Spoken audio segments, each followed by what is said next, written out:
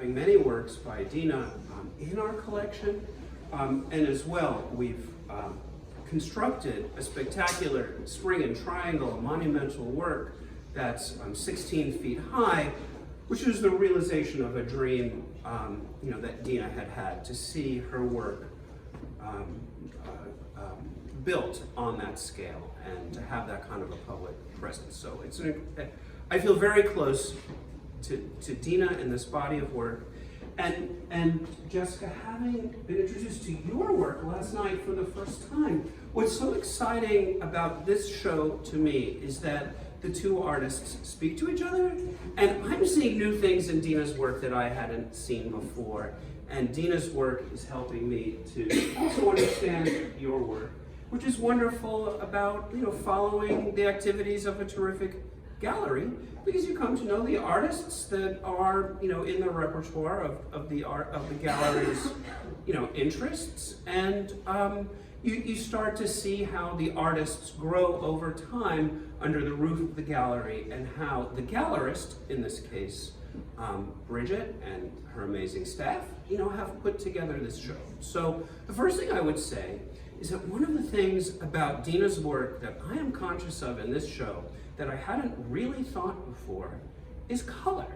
That, I think of Dina's work as being made out of found metal scraps, and it's very constructed, or it's made out of metal that's not found metal, but it's, the natural color of the metal.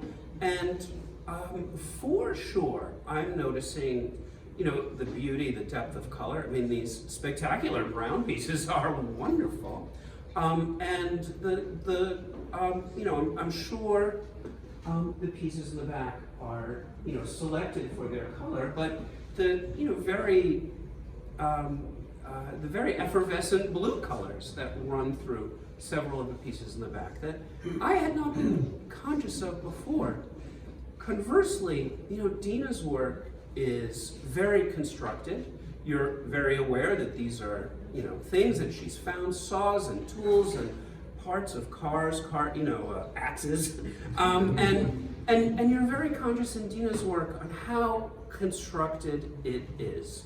These are assemblages, and I think the conversation with your work, Jessica, is that Dina's work makes your work seem all that more constructed, sophisticated, and for a viewer not to take for granted that this is a simple moment in front of the camera lens, that it's actually quite a complex assemblage of forms in space and casting shadows. I mean, and I think that the shadows are a very important part of both works. I can see why the gallery wanted this work to come together, but in fact, I feel like the two bodies of work speak to each other in such a way as to bring out the unique qualities of each work. And for me, that makes for a good show. It's also a very beautiful show. So the format of today is I'm going to ask some questions to John, to Jessica, who are going to speak for both bodies of work, but also speak for their own creativity. And the first question, and I'm guessing it's on many of your minds too, is about the installation, which is quite dramatic, and it really makes for a wonderful gallery experience. And that's what we seek to do in museums, create an experience for people that they will enjoy. And I can't imagine somebody walking into this gallery and not really enjoying the feeling. So my first question, and we're going to have time for questions from all of you too, so this is an open conversation. But my first question is about the installation. Where did you start? What were some of the first decisions? And what were some of the surprises that came out as you were putting together the pieces of this puzzle? Well, first, welcome. It's a real pleasure to be here in Philadelphia. It's my first exhibition. And Bridgette contacted me a while ago, and she said, listen, it really would be wonderful to show your work. And she had this idea, and she says, I don't know if you would be open for it, but she kind of envisioned it would be wonderful to show my recent series, the cutouts, alongside works from Dina Wind, which I must say, up until then, I didn't know. And so she showed me some of her work, and I thought, wow, this is a beautiful, interesting dialogue that could happen. And I must say, generally, I really like exhibitions where different kind of ways of expression come together. In this case, we have her beautiful sculptures, and then in the vault, I'm very fond of the works from Dina in this room, where she has these paper sculptures. And so I said to Bridgette, I think it's a wonderful idea to bring us together. And I hadn't been in Philadelphia, I hadn't seen the gallery before. So I got some pictures of the layout, and she said where they had envisioned the works from Dina and what is the space that I could use for the cutouts. And then one of the first elements that is important to me, also in my work, but also in showing the work, I asked her, Bridgette, could you imagine that the wall colors, that the walls get painted? Because I think in particular for that series, I think it's beautiful if they enter in a dialogue with a colored wall. And she says, well, do a proposal. And that's what I did. And then I was very happy to begin with that she says, yes, let's paint the walls of the gallery. And then it was interesting because on Tuesday when we started working together, this was the first time that I saw the gallery, that I met John, and see the works of Dina for real. It was very beautiful how it all came together within creating this exhibition. I had imagined a little bit how I wanted to place the images on the wall, but then with John, when he came in, he also had a mock-up, and he had his idea of how he wanted to show them. And then I guess together we entered in a dialogue and, well, made a few changes, and even I think we're trying to bring the works even more together, especially in that particular room. It was different. Those changes were actually really interesting because I had imagined this is a two-person show, so there's Jessica's work there's Dina's work here, and it's sort of separate. And in the back, we were going to have Dina's work as a little island on the floor with Jessica getting the walls. In a very generous gesture, I think, Jessica said, no, let's have them talk to each other more. And as we were setting up the pedestals back there, just to get things out of the way, they were more pushed against the walls. And you said, this is perfect. Leave it like this. And by doing that, it really did, it opened it up. It created more of that dialogue rather than two solo shows. Up here, I didn't tell you this story yet, but seeing the original mock-ups that Bridgette sent us of Jessica's photos, very linear with this sort of center point running through all the frames, I imagined this Birds of Paradise series in a perfect line against the wall, and that's what was on my little mock-up. But when I got here, my number one job is to really channel Dina's spirit and to make sure that I'm doing things that she would have done herself had she been here. Well, Dina would never have hung things in a straight line. And I realized that I was so influenced by Jessica's installation that I was ignoring Dina's spirit. And so we reversed course and hung this much more like she would have. And in fact, I had for reference her original installation of Birds of Paradise. The wall's a little different, so it's not exact, but everything is hung in the same orientation that it was, and with the same kind of dynamic ups and downs. And then the final shared moment was when you suggested that we move Man, Dina's sculpture that's in the front of the gallery. That was originally going to be where Marcia Moss is standing right now.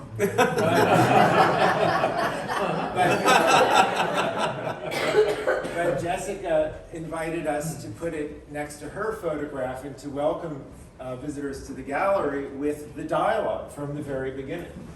So it really was one of those situations where by being here together, doing the installation, kind of feeding off of each other's work, something extra special came out of it.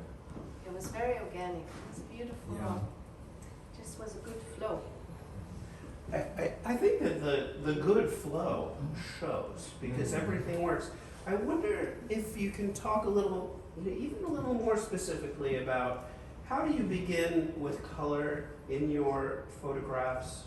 How did you select these particular colors for the walls? And John, did you select the particular pieces by Dina knowing that they were going to have to interact in this very coloristic environment? I mean, did you and Bridgette change some choices because of the intense color conversation that is happening here? And I'd be interested to know the answer to that question. I can start. We Yeah. very much curated Dina's work based on Jessica's proposal and on her cutout series and on the colored walls, which Julia and Courtney sent us the renderings, so we knew what the colors were going to be. And Dina's background before sculpting, as many of you know, she was a painter, an abstract painter. And when she was a painter, it was all about color. So yeah, it's true. When she shifted to metalwork, color was secondary, but it was always in her mind. And so there were a series of work over the years that really foregrounded color, and that's where we went for the curation. This is on the subtle side color-wise, the browns and burgundies. But I think in dialogue with Jessica's work, our eye is more sensitive to the color in the work, and that's kind of exciting. So color doesn't always mean blues and purples and pinks. There's a subtlety that still brings it out. But for sure, the pieces in Dina's body of work that were blues and purples and greens, those seemed like they would be a great fit. I'm just thinking it would be good to explain. I'm just going to get the book. Sorry.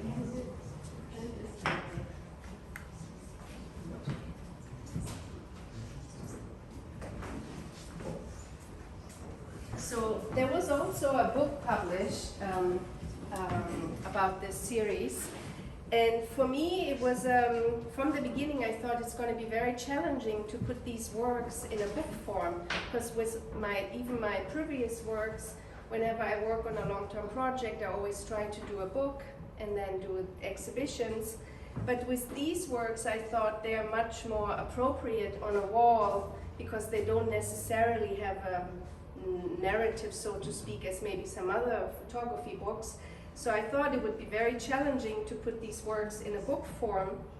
And when I was in Leipzig with the designer of the book, she had this beautiful dark gray magnetic wall.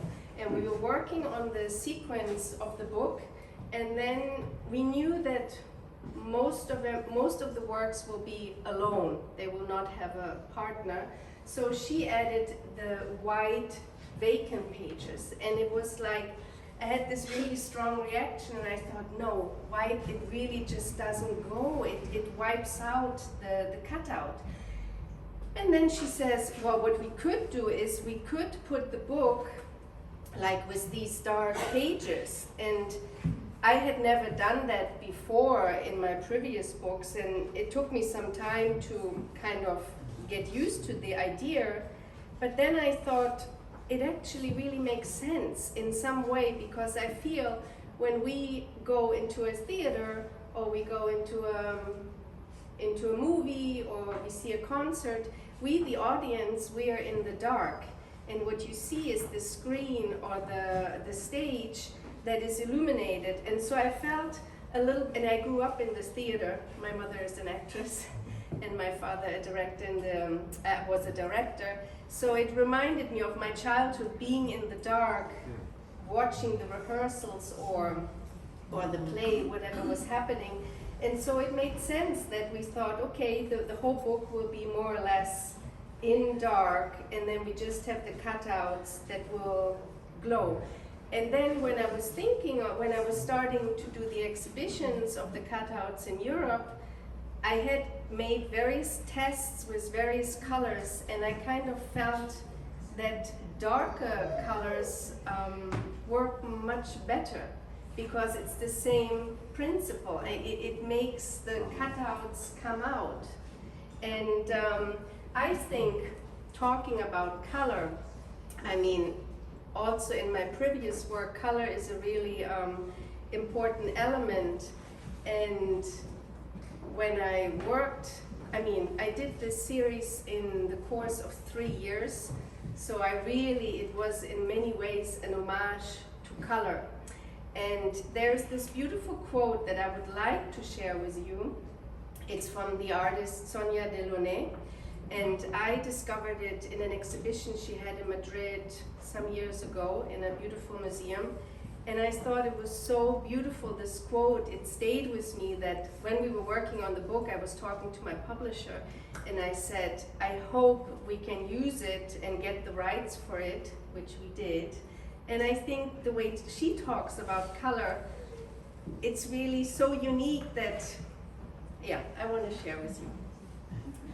And she said this quote in 1949. Up to now, painting was like photography in color, but color was always employed as a means to describe something. Abstract art is the premise of a liberation from the old pictorial formula. A genuinely new form of painting will emerge the day we understand that color has a life of its own, that the endless combinations of colors bear poetry and a poetic language way more expressive than the older forms. This mysterious language has to do with vibrations, the very life of a color. In this domain, new possibilities are infinite. And well, she says it all. Jessica, can you describe for all of us your process? I mean, you've described these as cutouts, and I'm going to just take a wild guess that you're starting with paper forms that are different colors, but then there's a journey that goes from there to the object that we're seeing. Can you describe what we're looking at? Well, you're looking basically, what I did is I did a previous work where I started for the first time to venture into collage, because it was a very different way of working than just the act of taking a photograph. And so I made collage based on a photograph of mine, and then I added other elements afterwards. And I really liked this whole process of collage, which is so different than the act of taking a picture. And so I was quite intrigued and I wanted to continue. And for years I've been collecting various papers because I'm quite fascinated by this material. I mean, there's so many different papers. And I mean, you see how Dina, when you see the works that are in this room, how she has worked with paper. I think it's just fascinating, the material. Like another material that I'm fascinated with is glass, but talking about paper, so I've been collecting over the years various papers, and my initial idea was to cut colored transparent paper in various shapes and forms, but I went in a very intuitive way, and I wanted to have it very minimalistic, that just I have the paper cutouts on a colored background. And I didn't, on purpose, I didn't want to use artificial light, I just wanted to use the broad sunlight. And in Berlin, where we live, our apartment is facing south, so it's really wonderful when there is the sun in Berlin, you really get it in a very strong way. So I arranged my paper cutouts on the paper and I wanted to photograph them. But I don't know, it took me some time. I was slow. And by the time I was ready, nothing was as I envisioned it, because the heat of the sun made the paper perform and like kind of dance. And I'm saying that, but it felt like a performance. But the paper was rising, curling, and all these shadows were created. And my initial reaction is that I was kind of irritated because I didn't had envisioned it like that, but the irritation disappeared quite quickly because I thought, this is so beautiful. Now actually it really comes alive, that you have this interplay between light and shadow, and it makes it much more interesting that you have these incredible shadows that give it another dimension. And so after 2 minutes, I thought this is just absolutely fascinating. And then, well, that's what I ended up doing for 3 years, cutting various paper. And it was also fascinating to see how the sun is evolving, like within the year, the winter sun, the summer sun, how different times, the shadows, and it's always, I didn't know what kind of shadows I will get. And a shadow, everything changes even just a little bit the way you place the paper cutout. So it was really very interesting and wonderful way of discovering. Can I ask a quick question? Yeah. What was the scale of the actual set compared to the prints? It's like, I mean, I want to say like this big, and the cutouts are like that. So these are Some of them larger than bigger. life size. Oh yeah, they are larger. Yeah.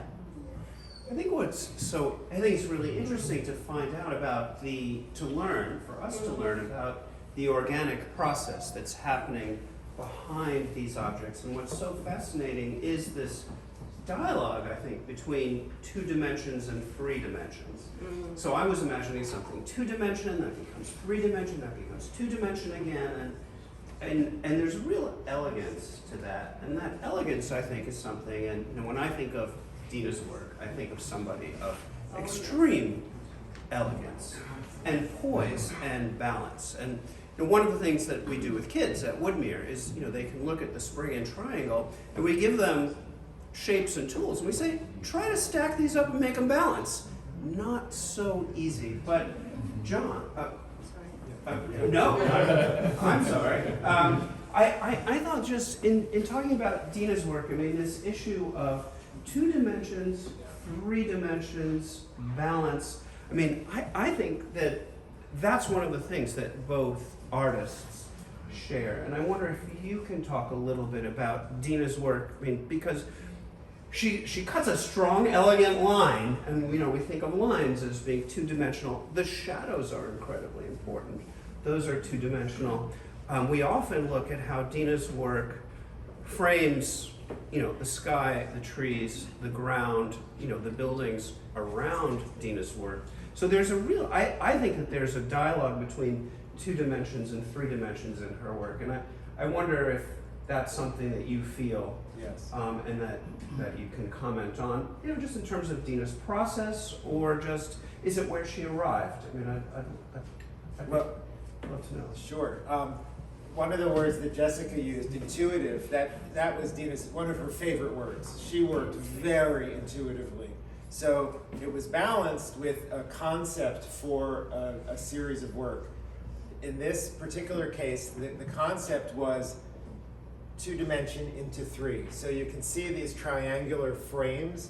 All of the work in that series had picture frames, like as if it was going to be a 2-dimensional work that created. But then, working intuitively with the materials of that series, she exploded from 2-dimension into 3, creating these reliefs that played with the eye, knowing that the shadows were going to be an important part because it's flat against the wall.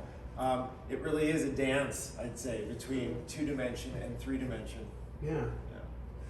I think dance could be something to describe your works as well, Jessica. I wonder, we've talked a lot about the formal qualities of the works, but Dina is a strong woman artist, a welder. I mean, somebody who could go toe to toe with the toughest of the tough. And I know there are many friends of Dina here, and will corroborate that.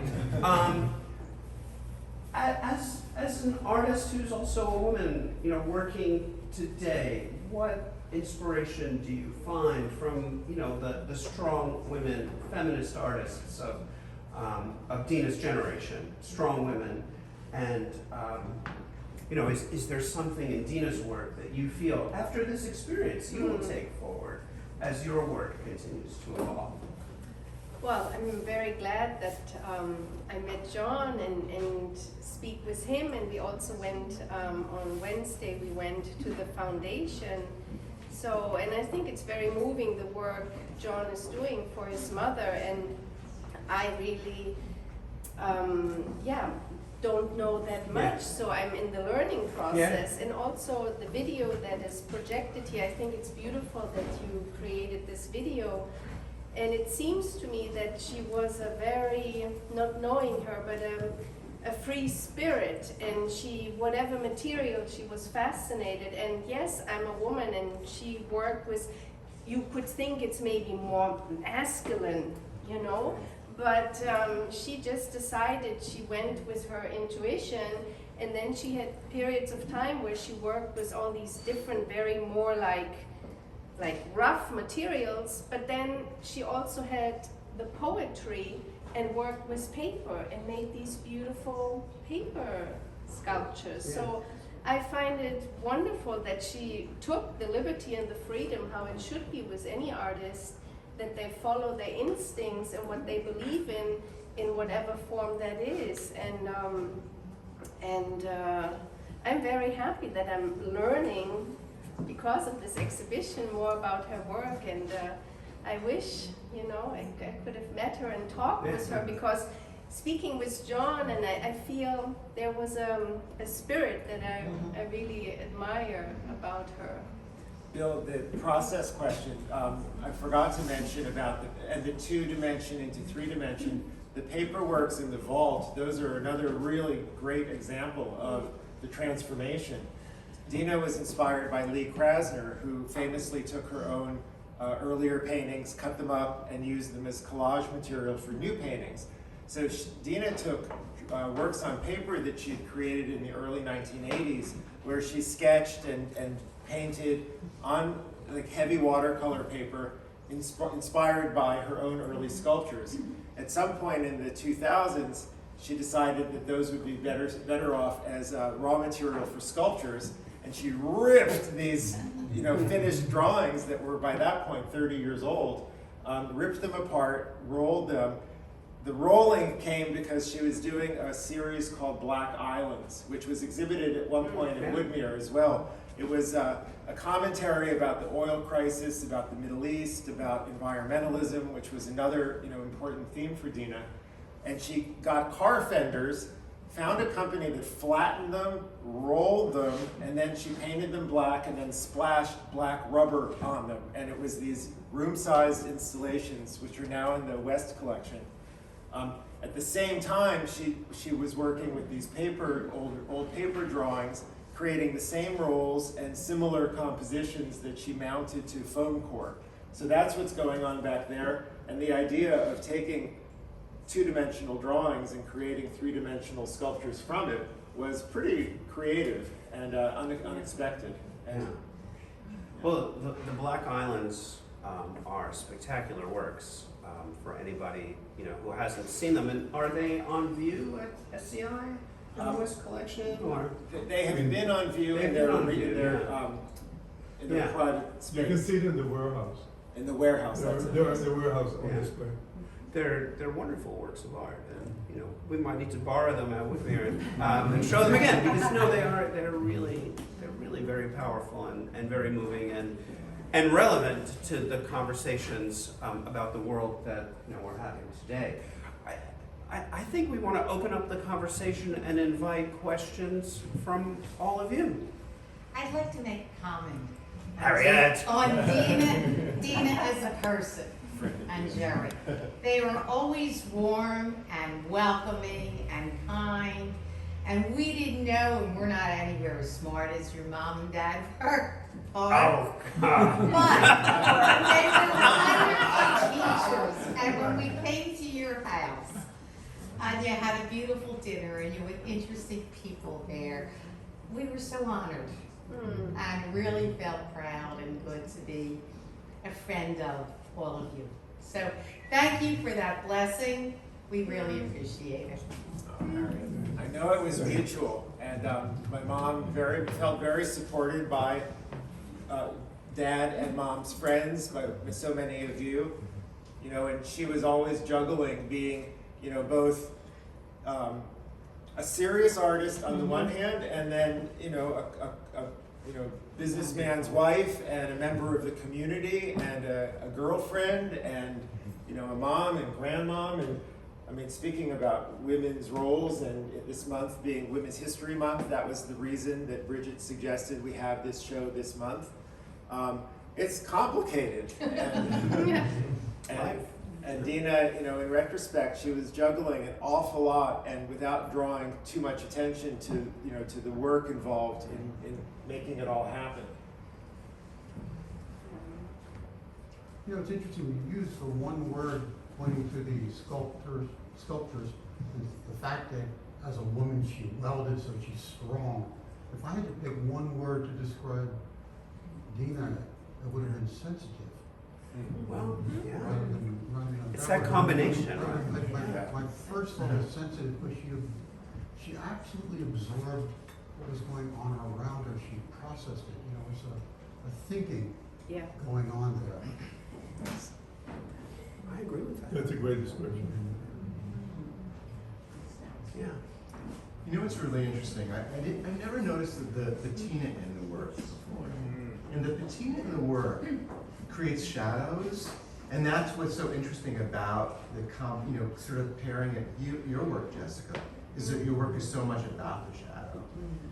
I mean, it's the shape and then the shadow, and the shadows here are always kind of moving because they're about the reflections and the way you see them. And it was like, what? And I mean, I'm very familiar with Dina's work, but never noticed the patina of the color and the surfaces before until like walking into this exhibition, which is kind of unbelievable. John, do you want to talk about the surfaces? Sure. Yeah. And actually, I think that's something that the two bodies of work share. I got to know your work, Jessica, through little reproductions on a computer screen, and you just couldn't tell how velvety that felt like. There's something, an overall surface quality that's just so beautiful. Likewise, Dina was always thinking, the goal was transformation. So first it was about, a composition that tricked the eye into no longer seeing the individual objects, but rather the overall composition. But then the second level was some sort of surface finish, a patina, that would unify it even more.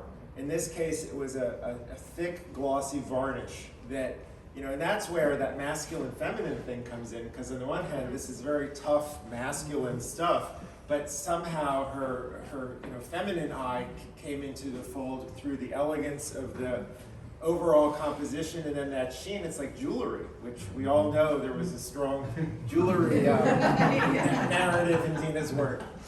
Other times, like the piece in the front, it was rust, and allowing a piece to rust evenly unified it. In the back gallery, there's one piece where she actually painted on the metal, so that was a whole series of work. So the patina was super important. I know Sarah Kay has a question. Oh, yes. So the thing that always amazed me about Dina, and especially so in this time of animosity and divisiveness where people are having such a hard time coming together for what's important, what I saw about her was that obviously she had privilege. But when her colleagues and students, often so much younger than she, were with her, they loved her, they respected her, they didn't hold all of her graces and all that she had in her personal world against her. And if we could only have cloned that today. But you are, aren't you, today? Well, that's definitely the spirit we're trying to bring into the Dina Wind Art Foundation. So thank you for that. I have a question for Jessie. Jessie, if you left the cutouts in the sun for a long period, did they roll off into, did they completely roll, or are they only bended? No, they go for a certain amount of time, they rise to a certain high point, and then they collapse again. So it's only the kind of, if you want to call them paper sculptures, they only exist for a certain amount of time. You have to be quite quick to get the high point, and then it becomes flat again. Wow. So when you came back and saw them the first time, it was almost like a magic moment had happened before your eyes.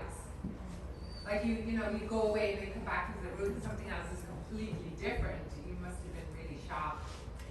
Well, and I'm just so glad that I didn't follow my German stubbornness, and that I allowed myself to venture into that adventure, because I think it's ultimately much more interesting what happened by accident, because I didn't had that as a concept. So I'm really glad, again, I followed my instinct and my intuition and went for this. Your American intuition. So, just a follow-up question on this. So do you take tons of pictures until you select the perfect one?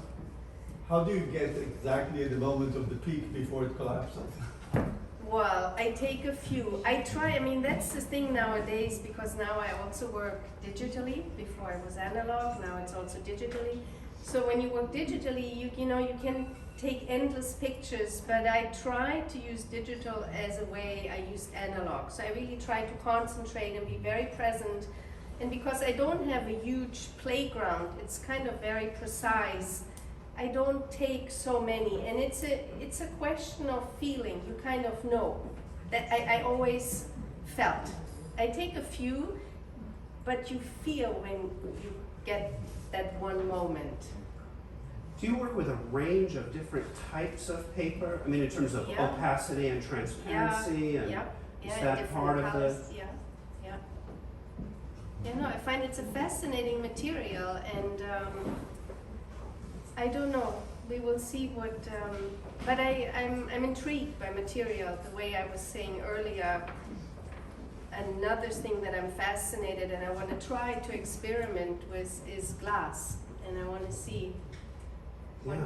they're Well, you were doing. talking about the paper as if it were glass, and I think you mentioned glass before because Yeah. light travels through it and Yes. around it, and you work with paper and the light as it illuminates the curves of the paper in such a sensuous way. Yeah. I have a question, one more question. Uh. So do you manipulate these? I mean, is this like, so because that's the one thing with, digital now, we can play around with that. Do Yeah. you do that, or are you I very? do very minimal. Okay. I do a minimum like I would do in the darkroom. Okay. So I have the raw file, so I get the contrast Mhm. right, I get the color right.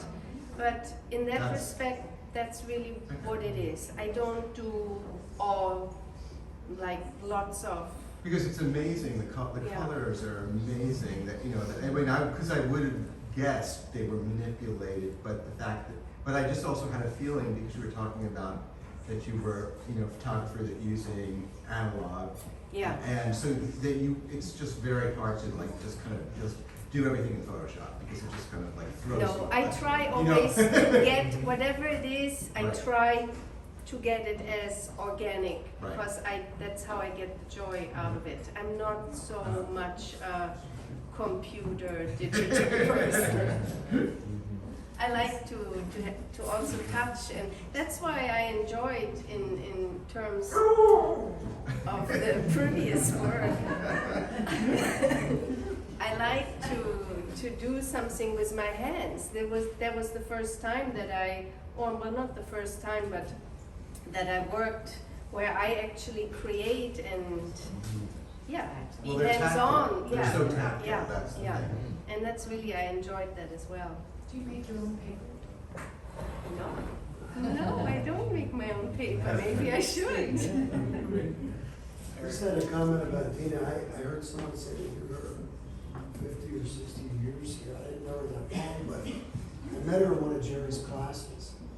And what strikes me in the context of the comments about these are hard times where people are not getting along, and there's a couple things. We have an artist from Berlin and one from Israel. We have, which I was afraid to mention, but also, Dina's incredible positivity is just unbelievable.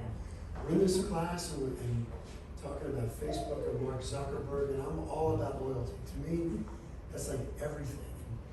He met those Winkle, whoever they are, those guys, Winklevoss twins, and conflicted with one another.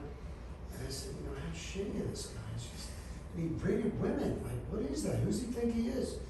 Oh, a young boy braiding women, and you know, he's 18. You got, you know, and she's such a feminist. But there was no way my negative, accusatory mind could ever turn her to anything but seeing something positive in every situation. That's a gift too. And I think her art, you know, is in the same context. Like looking at this beautiful exhibit where you're combining things, and her art's just kind of a beacon of positivity. She takes, you know, horrible cast out things, right, and turns them into beautiful things. So, Great point. Well, on the note of positivity, I would like to thank John and Jessica, everyone at the gallery for a beautiful show, and all of you. It's wonderful to be together, and let's continue the conversation. You know, with more champagne and brunch and all of these nice things.